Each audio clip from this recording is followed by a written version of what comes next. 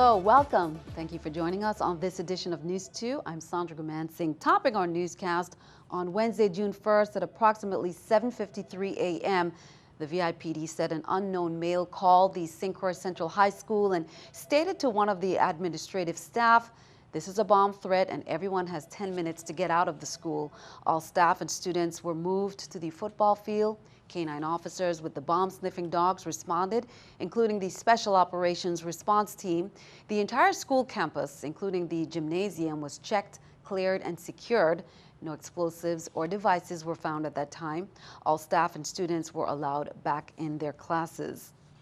Governor Kenneth Mapp has acted on 13 bills approved and forwarded to him by the 31st Legislature.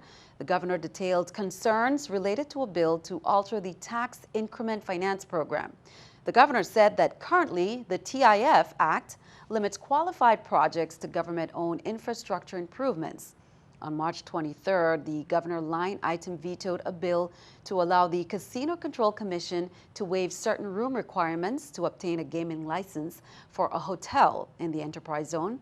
The merger of the TIF Act and the Hotel Development Act, as approved by the 31st Legislature, would grant the owners and operators of the Caravel Hotel and Casino access to taxes generated under the Hotel Development Act, as well as now gross receipts taxes, hotel occupancy taxes, and designated casino taxes to finance the acquisition of land and the construction of the required number of rooms.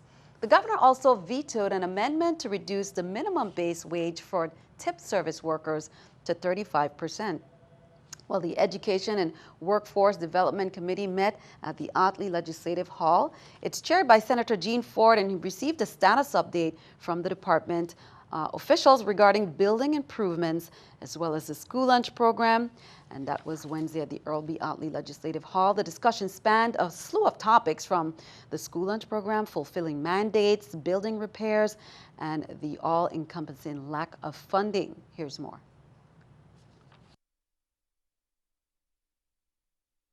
As it pertains to the recruitment process for the Department of Education, recruitment for the department is all year round. It's consistently ongoing. We recruit in the middle of the school year for those individuals that have the opportunity and the financial bearings to come to the Virgin Islands or begin working once school has started. It is important to note that once an individual starts after October 1 and continuing forward, that their summer pay or their salary is actually prorated, and for the most part, once we advise individuals of that prorated summer pay, they have the opportunity to request to start the next school year. The Finance Committee of the Governing Board of Directors for 1F Louis Hospital recently voted to approve several policies for consideration by the full board at their next regular meeting, which was held on Tuesday, including no bonus will be negotiated nor awarded to any employee, 1F Louis employee, nor contract worker. Also, no employee shall commence employment nor transfer to another assignment until all employment documents have been completed. All new hires must be approved by the Human Resources Committee of the board and sent to the full board for approval. Any wage or salary increase of more than 3% must be approved by the Human Resources Committee of the board and sent to the full board for approval. Well, hurricane season is here. Today, June 1st, marked the beginning. Experts are calling for an above-normal hurricane season this year, with 14 named storms forecasted for the Atlantic Basin. Of those, 8 are predicted to become hurricanes and 4 are predicted to become major hurricanes. Local agencies started campaigns, including the American Red Cross. Here's more. An above-normal hurricane season is expected this year, with 10 to 16 named storms, according to the Hurricane Center. Of those, 4 to 8 are predicted to become hurricanes, and 1 to 4 are predicted to become major hurricanes. Due to a combination of factors, officials say this season is expected to be more active than any season in the past 3 years. Already, the Atlantic has had 2 named storms, including Tropical Storm Bonnie last week. President Barack Obama on Tuesday met with FEMA officials in Washington, warning Americans not to become complacent. And we can't control the weather, but we can control our responses to it, and you've got a government here who's ready to help. Here at home in the VI, American Red Cross has already started their campaigns. In case of a hurricane, the Red Cross provides sheltering information. When a hurricane comes, the most important things that you need to grab are your important documents. You can also have a little water, maybe some canned food, and also emergency kit with clothing, bedding, batteries, maybe cell phone. Meteorologists are monitoring the northwestern Caribbean and eastern Gulf of Mexico for potential development next week. Should a storm develop, it will take the name Colin. Atlantic hurricane season runs from June 1st to November 30th. It is important to be disaster ready, not just for hurricane season on a whole. And American Red Cross, pledges our commitment to disasters, not just hurricane, but to be prepared in any disaster, whether big or small. Now, the next event for the American Red Cross will be held on St. Croix on Saturday, June 4th during the Housing Expo 2016 at Sunshine Mall, where you can get some more information. Now, they suggest you download the free Red Cross Emergency app to select up to 35 different severe weather and emergency alerts on your mobile device. The content includes expert guidance on what to do before, during, and after different emergencies or disasters, from home fires to hurricane. You can call the American Red Cross of the Virgin Islands for more information, 774-0375 on St. Thomas or 778-5104 St. Croix. The 2015 Atlantic hurricane season yielded about 11 named storms in total, of which 4 became hurricanes and 2 became major hurricanes. Historical data also indicates that seasons which are active during the months of May, June, and July have a higher likelihood of becoming a normal or above normal season. And we will hear more from our local agencies during the hurricane season on disaster preparedness. Turn our attention to the courts. District Court Judge Curtis Gomez sentenced Edridge Klein, 45, to 6 months imprisonment, followed by 6 months of home confinement and 2 years of supervised release. On February 5, 2016, Klein pled guilty to possession with intent to distribute marijuana. According to the plea agreement, on February 25, 2015, Klein visited Tropical Shipping in St. Thomas to pick up a hot water heater and freezer, and during a routine inspection, a Customs and Border Protection canine alerted to the presence of narcotics, and a total of 24 kilograms of marijuana was found hidden inside the appliances. Meanwhile, Chief Judge Wilma Lewis sentenced Raymond Matherin, 48, of 3 years to 3 years of probation, 6 months of home detention, and a $2,000 fine on 1 count of manufacturing marijuana. According to court records, DEA agents in the VIPD executed a search warrant on a plot near Estates 2 Friends in St. Croix and found 69 marijuana plants that Matherin admitted to growing.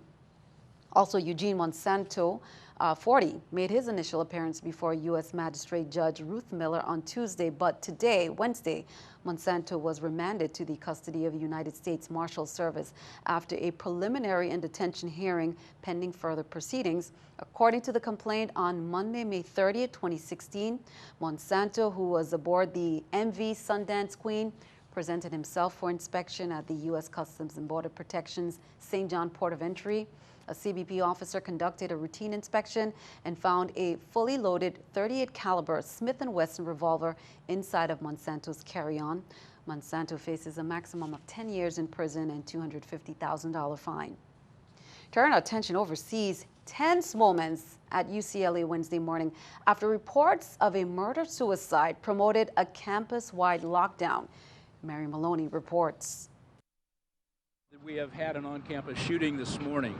The unfortunate fact is that there are 2 victims who are deceased from that shooting. Authorities put the university on lockdown following multiple calls of an active shooter near the engineering building. The message to everybody on campus is to shelter in place. Lock yourself in a safe place until the authorities are able to get to you. Dozens of squad cars filled the streets, and SWAT officers swarmed the campus, trying to clear out buildings room by room.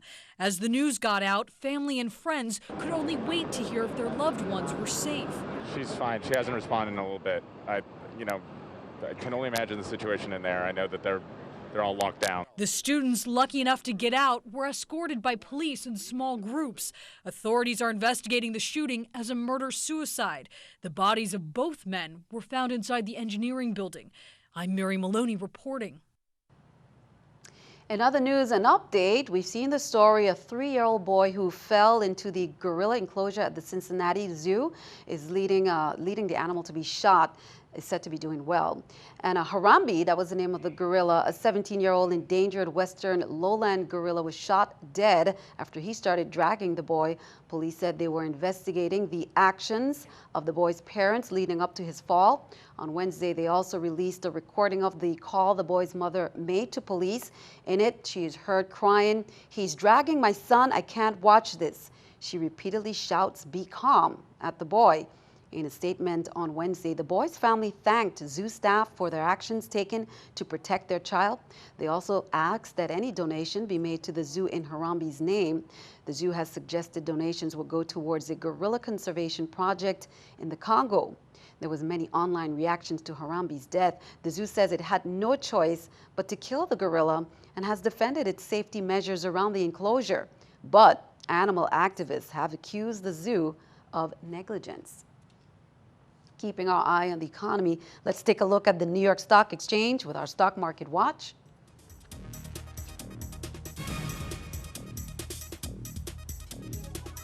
Taking a look at the numbers there, we can see everything up. The Dow up 2, NASDAQ 4, S&P 500 also up at 2. Coming up on News 2, the VI Unity Choir returned with some big wins. Find out who comprised this team.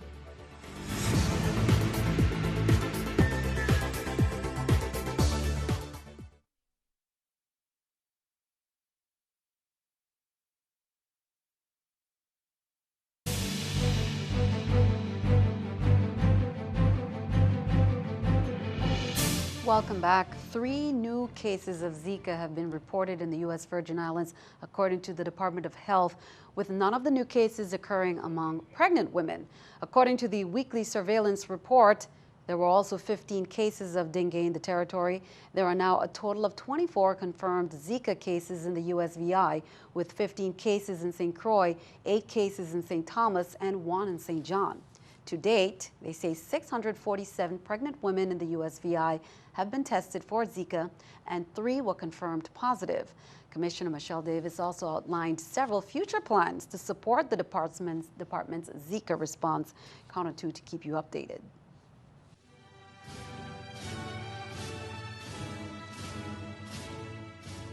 And let's take a look at some of the commencement ceremonies for the private and parochial schools on St. Thomas. All Saints Cathedral School is coming up on June 17th at the church. We see St. Peter and Paul Cathedral June 2nd, 6 p.m. at UVI Sports and Fitness Center, and Tilly School June 11th, 5 p.m. at the Mark C. Marin Center at the school. Church of God of Prophecy 6 p.m. June 10th at the church, and Seventh-day Adventist June 12th, 4 p.m. at the BCB Auditorium. Charlotte Molly High School and Ivana Eudora Ken High School's Unity Choir returned from the World Strides New York Heritage Festival in New York City on May 30th with top awards. The Harmonic Rays and Hawks Unity Concert Choir, under the direction of Miss Jeanette A. Reimer and Mrs. Naomi Toussaint Williams, traveled to New York City on Thursday, May 26th to participate in the World Strides On-Stage Performance Festival held at the historic Riverside Church on Saturday, May 28th. The Unity Choir consisted of about 38 students. We caught them on their return.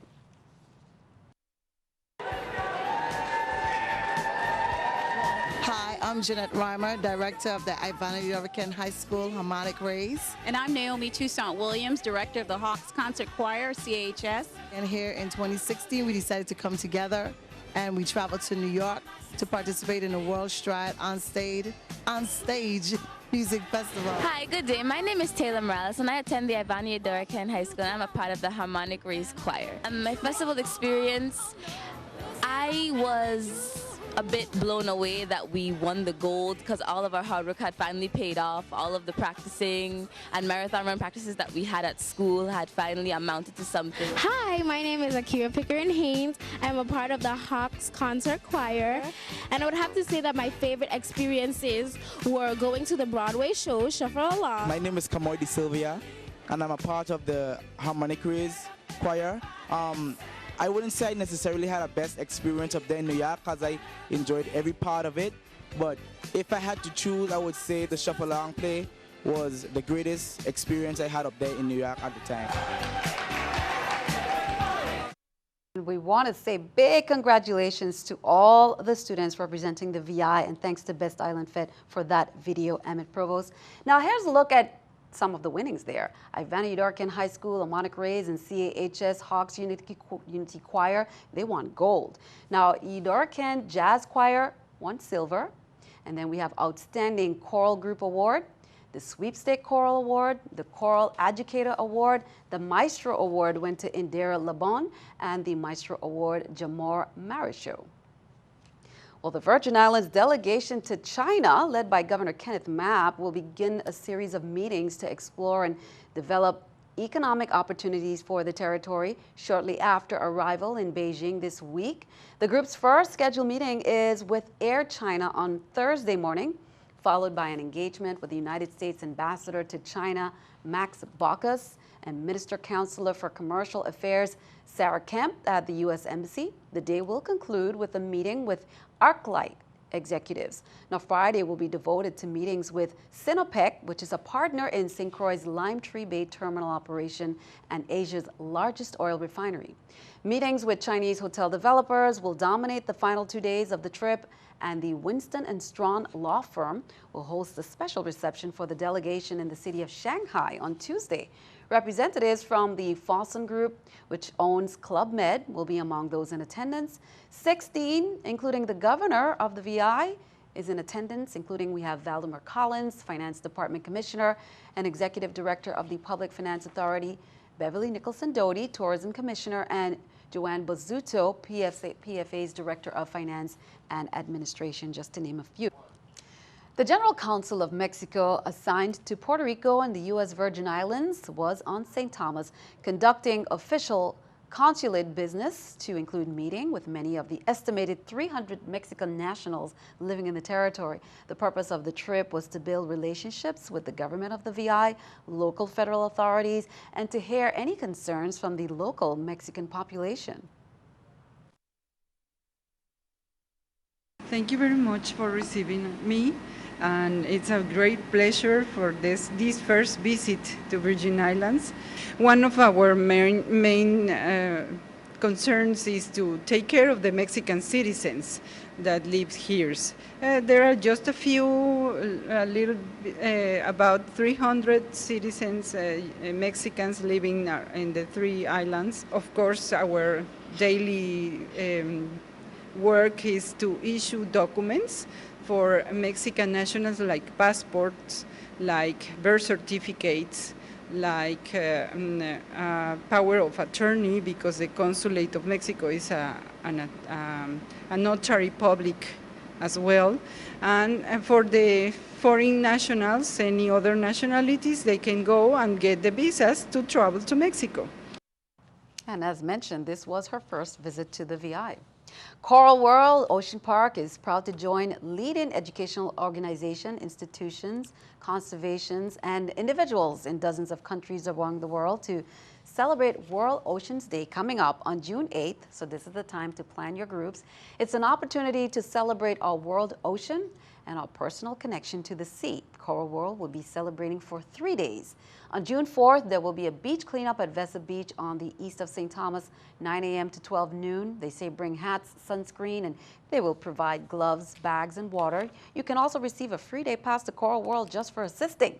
June 5th and 8th, join the interactive presentations and feedings.